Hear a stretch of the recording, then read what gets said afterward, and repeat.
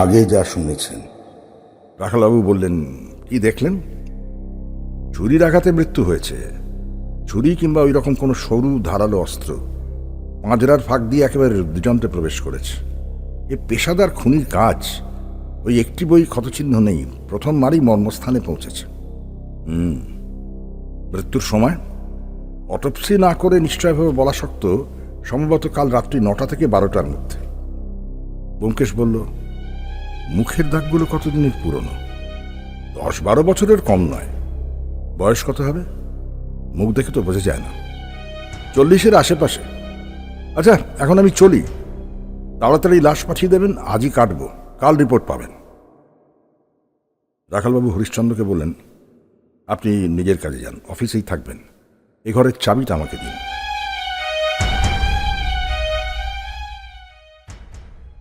এখন যা শুনছেন। আধ ঘন্টা পরে লাশ চালান করে দিয়ে রাখালবাবু ব্যোমকেশের পানে তাকালেন, অর্থাৎ অত কিম। ব্যোমকেশ 1 নম্বর ঘরের দিকে আঙুল দেখালো। মহিলাটির সওয়াল জবাব আগে সেরে নিন। মহিলা এবং ডাক্তারের অধিকার আগে। ঠিক ঠিক, ওকে ছেড়ে দিয়ে তারপর এই ঘরটা দেখা যাবে। রাখালবাবু 2 নম্বরের দোরে চাবি দিয়ে বললেন, আসুন। 1 নম্বরের দোরে টোকা দিতেই দোর খুলে গেল। মহিলাটির মুখ অপ্রসন্ন, তার বেঁটে নিরেট গোছের শরীরটি আঁটোসাঁটো পোশাকের মধ্যে যেন অধীরতায় ফেটে পড়বার উপক্রম করছে। তিনি বললেন, যত শিগগির পারেন আমাকে ছেড়ে দিন দারোগাবাবু, আমার কাজের ক্ষতি হচ্ছে। 2-4টে প্রশ্ন করেই আপনাকে ছেড়ে দেব। রাখালবাবু খাতা পেন্সিল বার করে প্রশ্ন আরম্ভ করলেন। আপনার পুরো নাম? মিসেস শোভনা রায়। বয়স? 49। স্বামীর নাম? স্বর্গীয় রামতরণ রায়। আপনি ডাক্তার, কোথায় ডাক্তারি করেন? বহরমপুরে। কলকাতায় এসেছেন কেন? আমি গাইনোকোলজিস্ট, প্রধানত স্ত্রী রোগের চিকিৎসা করি। সেবা সদনের সঙ্গে আমার যোগাযোগ আছে, মাঝে মাঝে আসি। কলকাতায় আপনার আত্মীয় স্বজন কেউ নেই? আমার কোথাও কেউ নেই। ছেলেপুলে? না, একটা মেয়ে ছিল, অনেকদিন মরে গেছে। মিসেস রায়ের মুখ ক্ষণেকের জন্য কঠিন হয়ে উঠল, তারপর আবার স্বাভাবিক হল। মহিলাটির মুখখানি সুশ্রী নয়, কঠিন হলে আরো কুশ্রী দেখায়। কলকাতায় যখন আসেন এখানেই ওঠেন? হ্যাঁ, এখানে উঠলে সুবিধা হয়। এবার কবে এসেছেন? পরশু। কাল রাত্রে পাশের ঘরে রাজকুমার বসু নামে এক ভদ্রলোক খুন হয়েছেন। তাকে আপনি চিনতেন? না, কখনো নাম শুনিনি। আগে কখনো দেখেননি? পাশাপাশি ঘরে ছিলেন তো, তাই জিজ্ঞাসা করছেন। না, ও মুখ দেখলে মনে থাকতো। কাল রাত্রি 8টার পর আপনি কোথায় গিয়েছিলেন? 8টার সময় আমি সেবা সদন থেকে ফিরে আসি। ঘরে এসে হাত মুখ ধুয়ে কাপড় চোপড় বদলে নিচে ডাইনিং রুমে খেতে গেলুম। 9টার আগেই ঘরে ফিরে এলুম। তারপর তো আর ঘর থেকে বেরোয়নি। রাত্রে কিছু জানতে পেরেছিলেন? আমি 9:15টার সময় শুয়ে পড়েছিলাম, কিন্তু বারবার ঘুমের বিঘ্ন হচ্ছিল। পাশের ঘরের শব্দে চটকা ভেঙে যাচ্ছিল। পাশের ঘরে শব্দ হচ্ছিল? ঘরে শব্দ হচ্ছিল কিনা শুনতে পাইনি, কিন্তু ঘরের দরজা বারবার খুলছিল আর বন্ধ হচ্ছিল। রাত্রি তখন কত? ঘড়ি দেখিনি, আন্দাজ 9:30 থেকে 10টার মধ্যে। আপনি কিছু করলেন? কি করব? হোটেলে অনেক অবিবেচক লোক আসে, তারা পরের সুবিধা অসুবিধা বোঝে না। আজ সকালে কখন জানতে পারলেন? খুন হয়েছে আপনার কাছে জানলাম। ভোরবেলা চাকর বেডটি দিয়ে গেল। ব্যাপার আমি তৈরি হয়ে বেরোতে যাচ্ছি, নিচে ব্রেকফাস্ট খেয়ে কাজে যাবো, এমন সময় পাশের ঘরে দৌড় ঠালাঠালি চেঁচামেচি সব শুনতে পেলুম। বেরিয়ে দেখুন ম্যানেজার। জিজ্ঞেস করলুম কি হয়েছে, সে কিছু বলল না। তারপর 3 নম্বর ঘরে গেলাম। 3 নম্বর ঘরে কেন গেলেন? 3 নম্বরের ভদ্রলোকটির শরীর খারাপ হয়েছে, ডাক্তার খুঁজছিলেন, তাই তাকে দেখতে গিয়েছিলাম। ও, তাকে আগে থেকে চিনতেন বুঝি? না, দেখেছি, কিন্তু চেনা পরিচয় কিছু ছিল না, তার নামও জানি না। ও, কি হয়েছে ভদ্রলোকের? ঠান্ডা লেগে সামান্য জ্বর হয়েছে। রাখালবাবু ব্যোমকেশের পানে তাকালেন। ব্যোমকেশ মাথা নেড়ে জানালো, আর কোনো প্রশ্ন নেই। রাখালবাবু শোভনা রায়কে বলেন, আপাতত আর কোনো প্রশ্ন নেই, আপনি কাজে যেতে পারেন, কিন্তু আমাদের না জানিয়ে কলকাতা ছাড়বেন না। শোভনা রায়ের মুখ বিরক্ত হয়ে উঠল। তিনি উত্তর না দিয়ে ব্যাগ হাতে উঠে দাঁড়ালেন। 2 নম্বর ঘরের দরজা খুলতে খুলতে রাখালবাবু বললেন, মহিলাটির মেজাজ একটু কড়া। ভয় পাননি, বোধহয় পুলিশের কার্যকলাপের সঙ্গে পরিচয় আছে, ডাক্তার তো। যাই হোক, আসুন দেখা যাক ঘরের মধ্যে আততায়ী কোনো চিহ্ন রেখে গেছে কিনা। কনস্টেবল হাজরা, তুমি নিচে গিয়ে হেড অফিসে ফোন করো, যেন ফিঙ্গারপ্রিন্ট এক্সপার্টদের পাঠানো হয়। কনস্টেবল স্যালুট করে চলে গেল। রাখালবাবু ব্যোমকেশকে নিয়ে ঘরে ঢুকে দৌড় ভিজিয়ে দিলেন। ঘরটি আয়তনে 10 ফুট বাই 12 ফুট। একটি 1 হারা লোহার খাট, ছোট টেবিল এবং চেয়ার, দেয়ালে আয়না লাগানো, তার পাশে কাপড় রাখার আলনা, মাথার উপরে ফ্যান। দুজনে ঘরের মাঝখানে দাঁড়িয়ে চারিদিকে দৃষ্টি ফেরালেন। রাখালবাবু বললেন, বিছানাটা দেখেছেন? দেখেছি। বিছানা এবং আলনা দুই দ্রষ্টব্য। বিছানা দেখে মনে হয় কাল রাতে রাজকুমার বসু বিছানায় শুয়েছিল। চাদর একটু কুঁচকে আছে, বালিশের ওপর মাথার দাগ। আলনায় একটি কোঁচানো ধুতি আর পাঞ্জাবি টাঙানো রয়েছে। রাখালবাবু বললেন, কি মনে হচ্ছে? মনে হচ্ছে কাল রাত্রে রাজকুমার বসু কাপড় পাঞ্জাবি ছেড়ে লুঙ্গি আর গেঞ্জি পরে শুয়েছিল। তারপর একসময় দৌড়ে টোকা পড়ল। রাজকুমার বিছানা থেকে উঠে যেই দৌড় খুলল, অতটাই অমনি বাইরে থেকে তার বুকে ছুরি মারল। রাজকুমার পড়ে গেল, আর উঠল না। অতটাই দরজা টেনে বন্ধ করে চলে গেল। আমার বিশ্বাস অতটাই ঘরে ঢোকেনি। ফিঙ্গারপ্রিন্ট এক্সপার্ট রাজকুমার ছাড়া আর কারোর আঙুলের ছাপ ঘরের মধ্যে পাবে না। দৌড়ের হাতলে এতটাই আঙুলের ছাপ হয়তো ছিল, কিন্তু এখন আর পাওয়া যাবে না। তার উপরে আরো অনেক আঙুলের ছাপ পড়েছে। তা বটে, তবু অধিকন্ত ন দোষায়। আসুন ঘরটা তল্লাশ করে দেখা যাক। আপনি তল্লাশ করুন, আমি কোনো জিনিসে হাত দেব না, তাতে আঙুলের ছাপ বেড়ে যাবে। বেশ, আপনি তাহলে দাঁড়িয়ে তদারক করুন। রাখালবাবু বিধিবদ্ধভাবে তল্লাশ আরম্ভ করলেন। টেবিলের দেরাজ, পাঞ্জাবির পকেট, বিছানার তোষকের নিচে সর্বত্র অনুসন্ধান করলেন, কিন্তু কিছু পেলেন না। অবশেষে খাটের তলা থেকে তিনি একটি সুটকেস টেনে বার করলেন।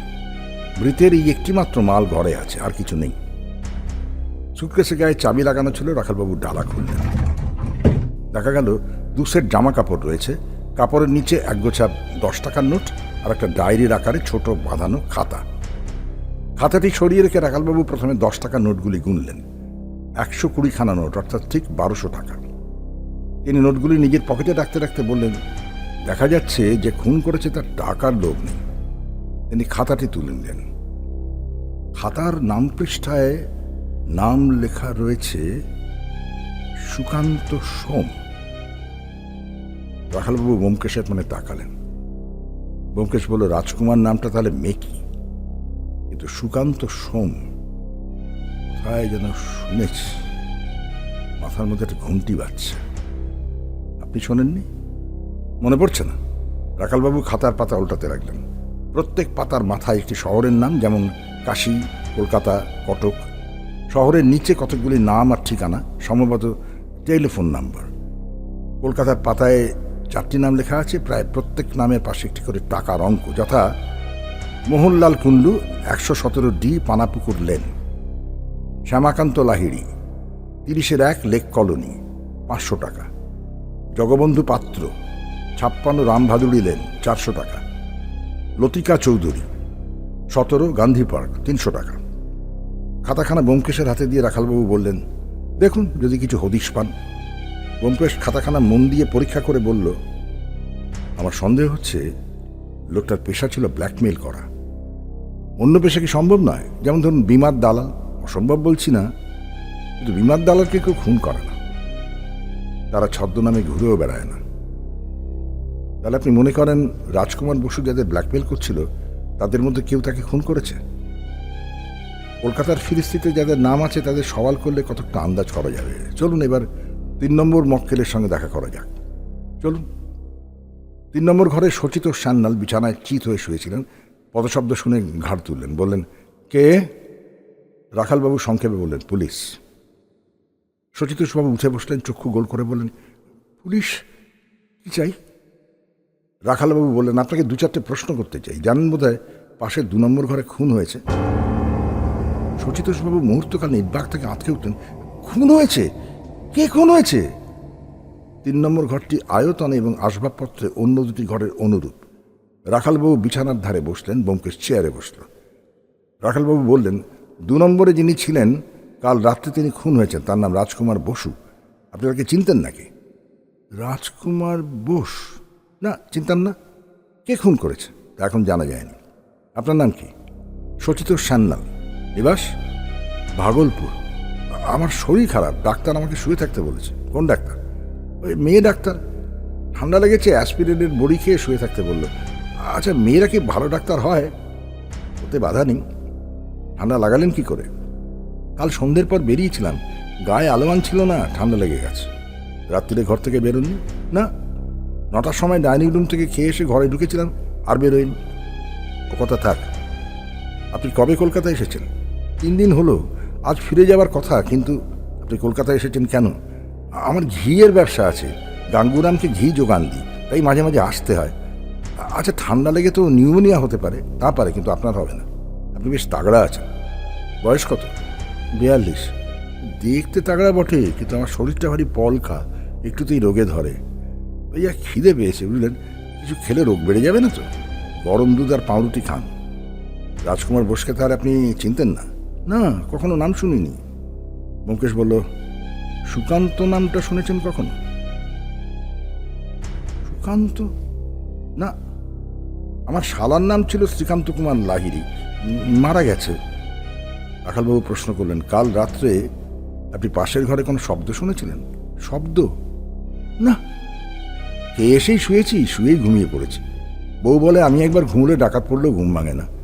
পাশের ঘরের লোকটাকে কি দিয়ে খুন করেছে? বন্দুক দিয়ে? না, ছুরি দিয়ে। রাখালবাবু উঠে পড়লেন, আপনি পুলিশকে খবর না দিয়ে কলকাতা ছেড়ে যাবেন না। চলুন ব্যোমকেশদা। এই গল্পের পরবর্তী পর্ব শুনতে পাবেন আগামী মঙ্গলবার ঠিক রাত 8টায়।